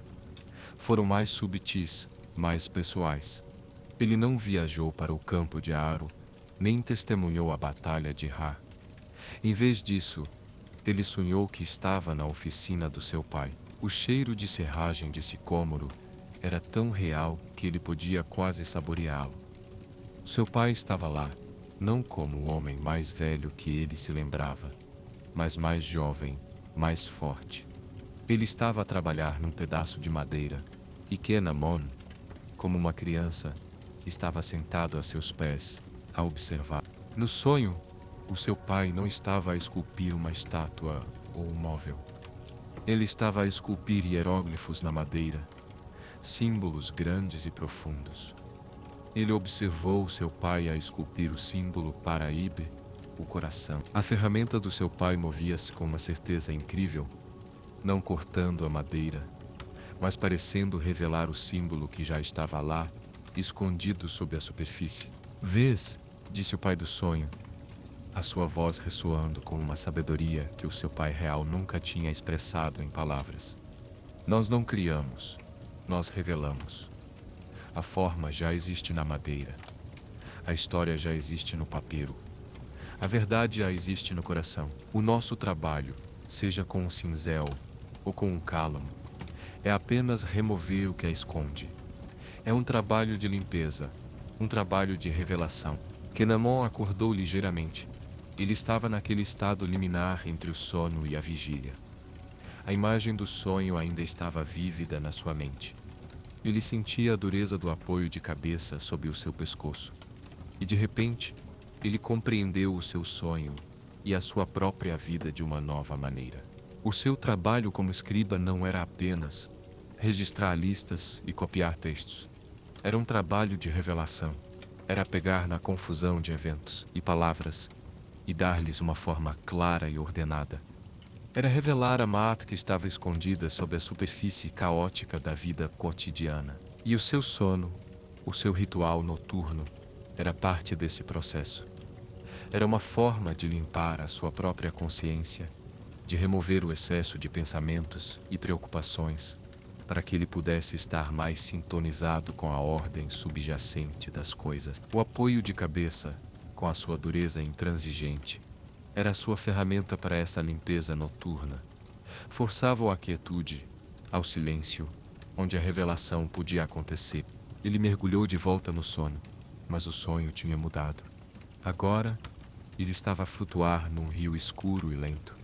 Não era o Nilo. Era um rio de tinta preta. Ele não tinha medo. A tinta era quente e sustentável. Ele viu hieróglifos a flutuarem à sua volta, como peixes prateados, a brilharem na escuridão. Ele estendeu a mão e tocou num deles, o símbolo para a água. Quando o tocou, ele sentiu a frescura de um poço no meio do deserto. Ele tocou no símbolo para pão e sentiu o calor de um pão acabado de cozer nas suas mãos. Ele percebeu que os símbolos não eram apenas representações, eram a própria essência das coisas que nomeava. A linguagem não era uma invenção humana, era uma força divina, a estrutura da própria realidade. E ele, como escriba, era um guardião dessa força. Esta compreensão encheu-o de uma sensação de admiração e de um peso de responsabilidade que era quase avassalador. Ele era um canal para a magia da criação. A tinta que ele usava não era apenas fuligem e água, era a substância da qual o mundo era falado para a existência. A noite avançou, e os seus sonhos tornaram-se mais abstratos. Uma dança de formas e luzes, um fluxo de sensações que estavam para além da linguagem. Ele sentia que a sua consciência se expandia, fundindo-se com a noite, com a terra, com o céu estrelado. Ele perdeu o sentido do seu próprio corpo deitado na cama. Ele era apenas consciência, a flutuar na vastidão silenciosa.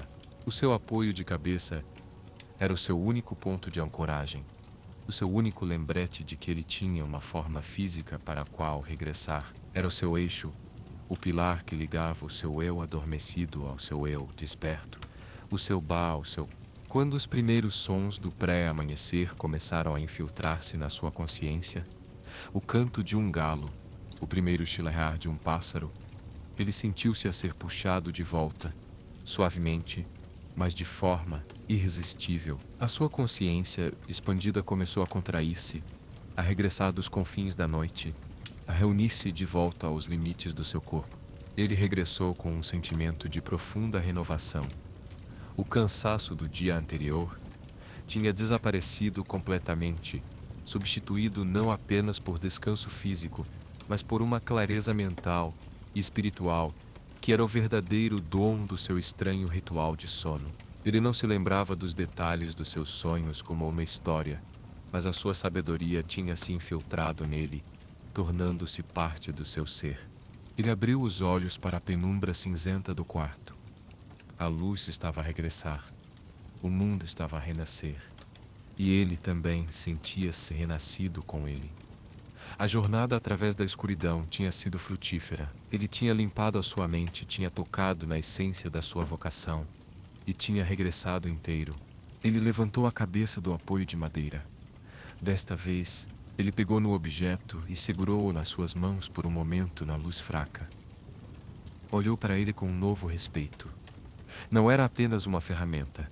Era um professor, um guia silencioso, que através da sua dureza e simplicidade, lhe ensinava as lições mais profundas sobre a rendição, a revelação e a natureza da realidade. Ele pousou-o suavemente no chão ao lado da sua cama, onde esperaria pacientemente pelo regresso da noite.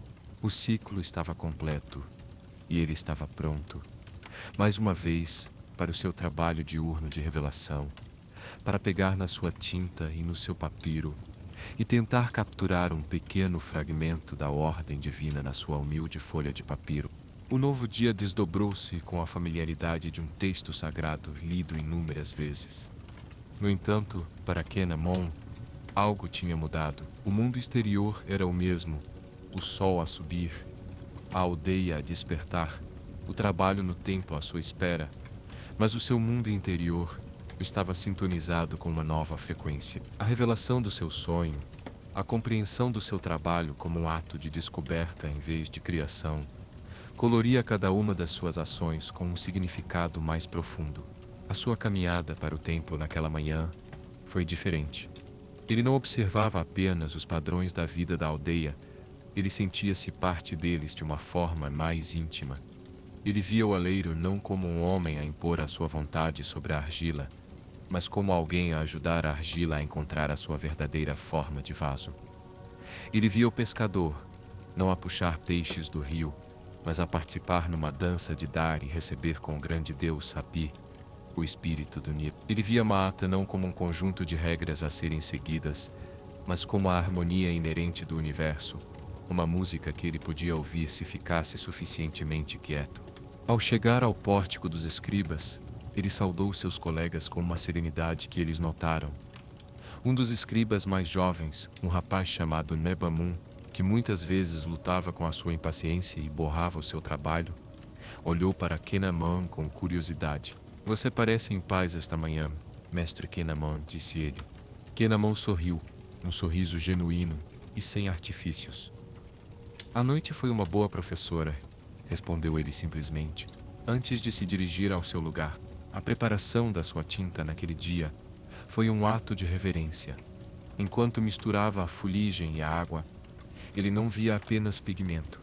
Ele via a escuridão do Duat, a noite primordial da qual toda a criação emergiu. Ele via o potencial infinito. E quando a tinta estava pronta, preta e lustrosa, ele sentiu que não estava apenas a preparar uma ferramenta, mas a invocar uma força. Ele desenrolou seu papiro. Era a mesma folha em que tinha trabalhado no dia anterior. As colunas de hieróglifos limpos e ordenados um testemunho da sua habilidade. Mas hoje, ele não via apenas o seu próprio trabalho. Ele via a si mesmo como um elo numa corrente infinita, estendendo-se desde os primeiros escribas que tinham desenhados os primeiros símbolos nas paredes das rochas, até aos escribas que viriam muito depois dele, que copiariam as suas palavras quando o seu corpo já fosse pó e o seu Ba tivesse feito a sua viagem final. Ele estava a participar na imortalidade. Ele mergulhou o seu cálamo na tinta e continuou a copiar os ensinamentos de Ptahhotep. As palavras que escreveu eram as mesmas, mas a sua compreensão delas era mais rica. Ouve com atenção e fala com precisão, dizia a passagem. Ele compreendeu que ouvir não se referia apenas a ouvir os sons com os seus ouvidos. Referia-se a ouvir a madeira, como seu pai dizia. Referia-se a ouvir a harmonia subjacente do universo. E falar com precisão não se referia apenas a escolher as palavras certas. Referia-se a escrever o hieróglifo com a forma exata e perfeita, revelando a sua essência sem adicionar ou subtrair nada. A sua mão moveu-se sobre o papiro com uma nova fluidez. Parecia que não era ele quem guiava o pincel, mas que o pincel, a tinta e o papiro guiavam a ele.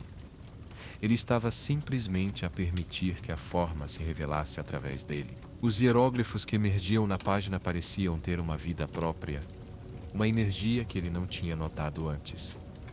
A coruja parecia mais sábia, a víbora mais perigosa, o símbolo para a água parecia quase úmido ao toque. O dia passou num estado de profunda concentração e paz. O calor do meio-dia veio e foi, mas mal notou. As pequenas irritações e distrações do pátio do templo não o alcançaram. Ele estava num santuário criado pela sua própria mente. Um espaço de silêncio e propósito onde apenas ele, o papiro e a verdade das palavras existiam. Quando a tarde começou a cair, trazendo a luz dourada e as longas sombras, ele chegou ao fim do texto. Ele escreveu o último hieróglifo à sua mão, tão firme e precisa como no início. Pousou o pincel, olhou para o trabalho completo, colunas e colunas de texto, perfeitamente alinhadas, lindamente formadas. Era uma obra de ordem e de beleza, mas ele não sentiu orgulho, não da forma egoísta. Ele sentiu uma profunda e humilde gratidão por ter tido o privilégio de ser o canal para aquela beleza. Ele tinha revelado o que estava escondido. O seu trabalho estava feito. Ele enrolou o papiro com um cuidado extraordinário e entregou-o ao sacerdote Supibezor Pento. O velho sacerdote desenrolou uma parte do rolo, os seus olhos críticos a percorrerem as linhas de texto. Ele passou mais tempo do que o habitual a examiná-lo. Ele olhou para o alinhamento, para a consistência da tinta, para a forma de cada símbolo. Kanamon esperou em silêncio. Ele não se sentia ansioso pelo julgamento. Ele sabia que o trabalho era bom. Ele tinha o sentido enquanto fazia. Finalmente, Pentu levantou os olhos, e havia algo neles que Kanamon nunca tinha visto antes. Uma centelha de genuína admiração. Isto não é apenas o trabalho de um escriba, Kanamon disse Pentu, a sua voz mais suave do que o normal. Isto é o trabalho de um artista. O espírito de Toph guiou verdadeiramente a sua mão hoje. Ele enrolou o papiro e colocou uma mão no ombro de Kanamon por um breve momento. Um gesto de respeito profundo e inesperado. O reconhecimento foi gratificante. Mas Kanamon sabia que o verdadeiro prêmio não era o elogio de Pentu. Era a paz e a compreensão que ele tinha encontrado dentro de si mesmo. Era a lição que o seu apoio de cabeça e os seus sonhos lhe tinham ensinado. A sua caminhada para casa naquela noite foi serena. O pôr do sol foi espetacular. Uma explosão de vermelho e laranja que parecia um eco do seu próprio sentimento interior de realização. Ele sentia-se completo, em harmonia consigo mesmo e com o mundo. Naquela noite, o seu ritual de preparação para o sono foi o mesmo.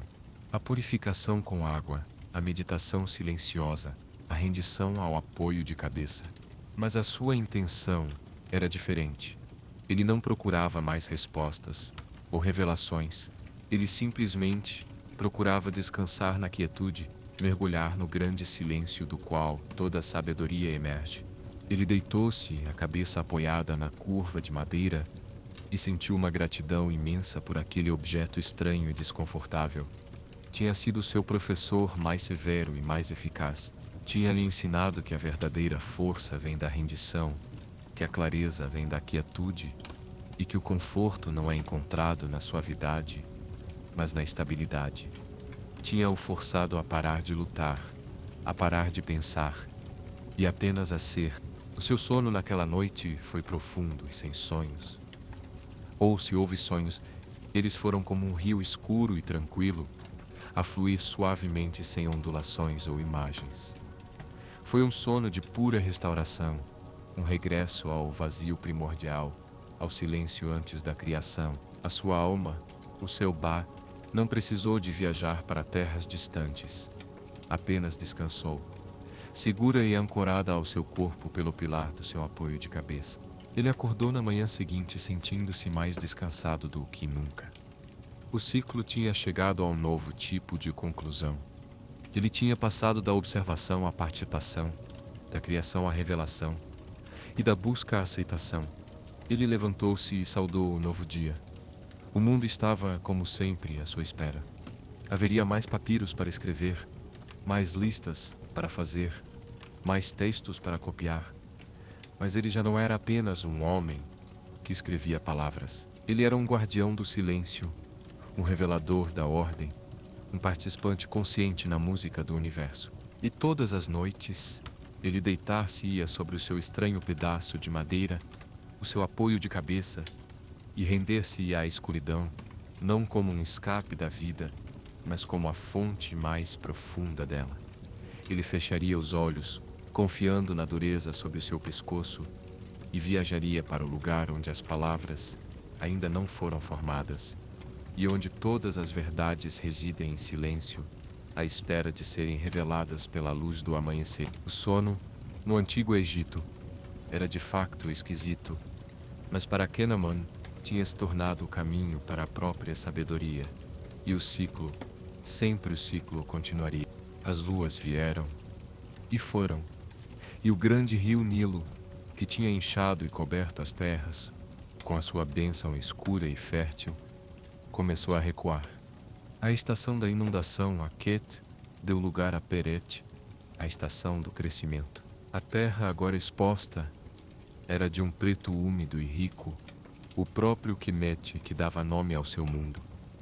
O ar já não tinha a umidade pesada da inundação, mas era mais nítido, mais claro. E por toda a parte a vida explodia. Os grãos que tinham sido semeados nos campos mais altos começavam a brotar, um tapete de um verde esmeralda, vibrante que contrastava lindamente com a terra negra. A promessa da colheita, a continuação da vida, era visível em todas as direções. Para Kenamon, este tempo de crescimento espelhava a sua própria estação interior. A sua revelação não tinha sido um evento único e explosivo, mas sim a semente de uma nova consciência que agora crescia silenciosamente dentro dele. A sua rotina diária permaneceu, na sua superfície, inalterada. Ele ainda acordava antes do amanhecer, ainda se purificava com a água, ainda caminhava para o templo e ainda passava as suas horas a transformar a tinta em símbolos no papiro, mas a qualidade da sua atenção tinha mudado para sempre. Ele já não via o seu trabalho como uma tarefa a ser concluída, mas como uma prática a ser vivida. Cada hieróglifo que ele desenhava era um ato de meditação. Ele sentia a história e o poder dentro de cada símbolo. Ao desenhar o falcão de ouros, ele sentia uma centelha de vigilância régia. Ao desenhar a flor de lótus, ele sentia a promessa de renascimento. As suas listas de inventário, antes mundanas, tornaram-se poemas de abundância, celebrações da generosidade dos deuses e do trabalho do povo. Ele tinha se tornado, de facto, o que o seu sonho lhe tinha mostrado, um revelador. Esta mudança subtil não passou despercebida. Os seus colegas escribas sentiam uma calma a emanar dele que não conseguiam nomear. O seu trabalho, já exemplar, atingiu um novo nível de perfeição. As suas linhas não eram apenas precisas, elas dançavam. O seu espaçamento não era apenas uniforme, era harmonioso. O sacerdote Pentu começou a confiar-lhe os textos mais importantes e sagrados, não apenas para copiar, mas também para restaurar rolos antigos e danificados, um trabalho que exigia não apenas habilidade, mas também uma profunda intuição. A sua vida noturna também se tinha transformado. A jornada através do sono já não era uma aventura em reinos estranhos ou uma batalha cósmica. O seu apoio de cabeça de sicômoro continuava a ser o seu companheiro fiel, mas o seu papel tinha mudado. Já não era um portal para o extraordinário, mas uma âncora para a paz. A sua dureza já não era um desafio, mas um lembrete reconfortante da estabilidade e da ordem. O sono tornou-se um mergulho num oceano de silêncio, um tempo para a sua alma se banhar na quietude do universo e emergir limpa e renovada. Os seus sonhos, quando se lembrava deles, eram simples e pacíficos. O som do vento nos juncos, a sensação da luz do sol na sua pele, o ronronar do seu gato, eram sonhos de ser, não de fazer. Um dia, quando a estação de Perete estava no seu auge e os campos estavam verdes e luxuriantes, Pentu aproximou-se de Kenaman no final do dia de trabalho. O velho sacerdote, normalmente austero e reservado, tinha uma expressão de gravidade no seu rosto. Kenaman, começou ele, a sua voz baixa. Uma das mais antigas e respeitadas da nossa aldeia partiu para o oeste. Merit, até Selam. Kenaman inclinou a cabeça em sinal de respeito. Ele conhecia Merit, uma mulher pequena e enrugada, cujas mãos, apesar da idade, eram ágeis e certas no seu tear. Os seus tecidos de linho eram os mais finos, conhecidos pela sua brancura e pela sua textura suave. Ela era uma presença silenciosa e constante na aldeia, uma personificação da diligência e da piedade. A sua família deseja honrá-la da melhor maneira que pode, continuou Pentu.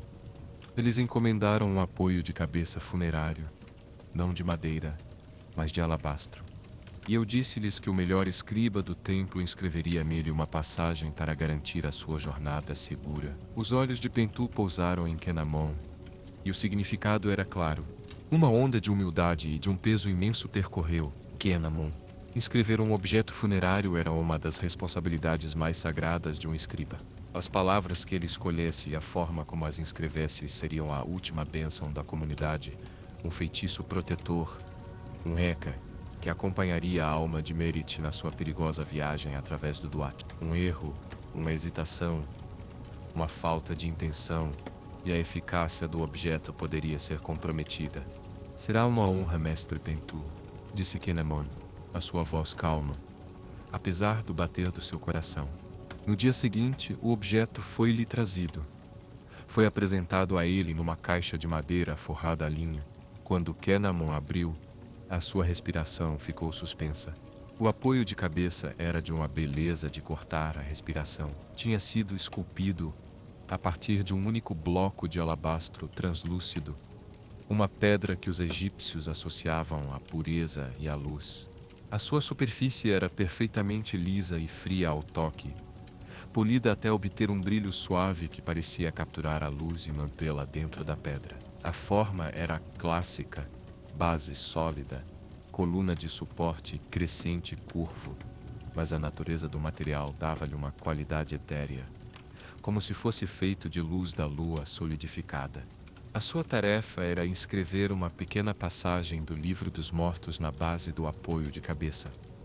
Pentu tinha sugerido um feitiço padrão para o despertar no além, mas Kenaman sentiu que Merit, a tecelã silenciosa, merecia algo mais. Ele não começou a trabalhar imediatamente. Ele sabia que este não era um trabalho que pudesse ser apressado. Durante vários dias, ele levou uma vida de observação ainda mais intensa. Ele passou tempo a observar as outras tecelãs da aldeia nos seus tiares. Observou a forma como os fios individuais, frágeis por si só, eram entrelaçados para criar um tecido forte e belo. Ele via o movimento rítmico da lançadeira a passar para frente e para trás, uma dança de criação. Pensou na vida de Merit como um longo fio, tecido no grande tecido da aldeia. E pensou na morte, não como corte do fio, mas como o momento em que o tecido completo é retirado do tear, a sua finalidade e beleza finalmente reveladas. Ele segurou o apoio de cabeça de alabastro nas suas mãos durante horas, sentindo o seu peso, a sua frieza, a sua suavidade. Ele fechou os olhos e tentou ouvir a pedra como seu pai o tinha ensinado a ouvir a madeira. O alabastro não falava de crescimento e de vida como o sicômoro. Falava de eternidade, de silêncio, de permanência e de luz. Era uma pedra das estrelas, não da terra. Nas suas noites, a sua prática de sono tornou-se a sua oficina espiritual. Ele deitava-se sobre o seu próprio apoio de cabeça de madeira, mas os seus pensamentos estavam com o de alabastro. Ele não pedia sonhos ou visões, ele simplesmente mantinha a imagem de Merit e do apoio de cabeça na sua mente enquanto se entregava ao silêncio. Ele procurava a conexão entre a vida da tecelã e a natureza da pedra, e numa noite, no silêncio profundo, a inspiração veio, não como uma voz ou uma imagem, mas como uma certeza silenciosa, as palavras que ele deveria escrever. Não seria apenas uma cópia de um feitiço padrão, seria uma nova composição, tecida a partir de feitiços antigos, mas personalizada para a alma de Merit. Ele passou o dia seguinte a compor o texto num pedaço de papiro de rascunho. Ele escolheu as palavras com o cuidado de um joalheiro a escolher pedras preciosas. As palavras falavam de tecelagem, falavam de luz, falavam de despertar. Ó Merit, a justificada, desperta em paz. A tua mortalha de linho está tecida. A tua jornada está preparada. Que o teu bar se entrelace com a luz das estrelas imperecíveis. Que Thor te guie como a lançadeira através do tear da noite. Que Osíris te receba na sala das duas verdades, onde o teu fio será pesado e encontrado puro. Desperta, Merit. O teu tear celestial aguarda, e os teus fios são raios de sol. Quando Pento leu as palavras, os seus olhos arregalaram-se ligeiramente. Isto é novo, disse ele, mas é poderoso, é verdadeiro. Thoth fala de facto através de ti, meu filho. Com a bênção do sacerdote, Kenamon preparou-se para a tarefa final, a inscrição. Ele não trabalhou no pátio aberto, mas foi-lhe concedido o uso de uma pequena câmara silenciosa no interior do templo, um lugar reservado para os rituais mais sagrados. Ele acendeu uma lamparina de óleo, embora a luz do dia entrasse por uma fresta no teto. Ele precisava de ambas as luzes, a do sol e a da chama. Ele colocou o apoio de cabeça de alabastro sobre um pano de linho macio. Preparou a sua tinta preta, mas desta vez misturou nela uma única gota de óleo de lótus sagrado, o seu perfume a encher a pequena câmara com um aroma de renascimento. A superfície do alabastro era um desafio. Não era porosa como o papiro. A tinta podia escorregar, borrar. A sua mão tinha que ser absolutamente firme, a sua intenção absolutamente pura. Ele mergulhou o seu pincel mais fino na tinta. Ele respirou fundo, segurou a respiração e traçou o primeiro hieróglifo. A tinta preta e lustrosa, contra o alabastro branco e translúcido, era de uma beleza austera. A sua mão moveu-se com uma lentidão e precisão sobrenaturais. Ele não sentia que estava a pintar sobre a pedra. Sentia que estava a abrir pequenas janelas na superfície da pedra, revelando a escuridão sagrada que estava dentro dela, a escuridão do Duat, agora iluminada e tornada segura pelas palavras de poder que ele estava a inscrever. Ele trabalhou durante horas, num estado de concentração tão profundo que perdeu toda a noção do tempo e de si mesmo. Ele era apenas a mão, o pincel, a tinta, a pedra. Quando ele desenhou o último símbolo, o determinativo de uma divindade sentada, para significar a natureza sagrada da passagem, ele finalmente expirou, um sopro de ar que ele parecia ter estado a segurar durante todo o processo. Ele afastou-se e olhou para o seu trabalho. As palavras fluíam em torno da base do apoio de cabeça numa espiral perfeita. Os hieróglifos eram nítidos, vivos, e pareciam pulsar com uma energia silenciosa. Eles não estavam sobre a pedra. Eles faziam parte dela. Naquele momento, Kenamon compreendeu a natureza do seu próprio sono. de uma forma ainda mais profunda. O seu apoio de cabeça de madeira era para a vida, para a jornada noturna do Ba que precisava de regressar. Era um objeto de ciclo. O apoio de cabeça de alabastro era para a eternidade, para a jornada final do Ba que não regressaria, mas que despertaria noutro lugar. Era um objeto de transformação. Um segurava a cabeça para sonhar, o outro segurava a cabeça para despertar para a vida eterna. Ele cobriu o objeto sagrado com o pano de linho. Ele tinha feito seu trabalho. Tinha servido a Tecelã, a sua comunidade e os seus deuses.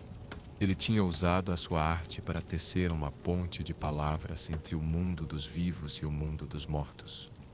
E no silêncio da câmara do templo, ele sentiu a presença silenciosa de Merit, a Tecelã, e imaginou o seu Ba a começar a sua jornada, a sua cabeça agora embalada, não pela dureza da madeira, mas pelo brilho fresco e eterno do alabastro, iluminado pelas estrelas e pelas palavras que a guiariam para casa.